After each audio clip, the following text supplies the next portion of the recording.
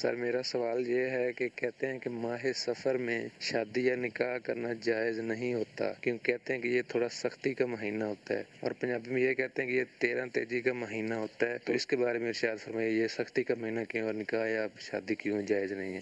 اس کے حوالے سے جو مسکانسیپٹ ہے، یہ کوئی آج ہی یا اسی صدی میں لوگوں نے یہ وہم نہیں پالا، یہ وہم صدیوں پرانا ہے۔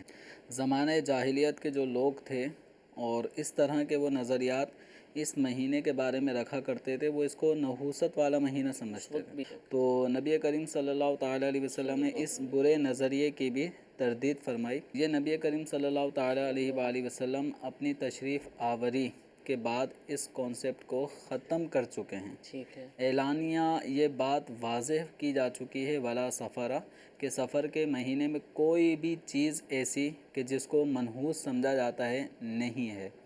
تو اب اس مہینے میں شادی کا، جیسے سائل محترم کے جو الفاظ تھے کہ شادی کرنا جائز نہیں ہے، تو ایسا نہیں ہے اس طرح، تو اولاً کوئی بھی مہینہ ایسا نہیں کہ جس میں نکاح کرنا دو مسلمان مرد و عورت کا جائز طریقہ کار اور نکاح کی شرائط کا لحاظ رکھتے ہوئے نکاح کرنا کسی بھی مہینے میں منع نہیں ہے، کسی بھی تاریخ میں منع نہیں ہے۔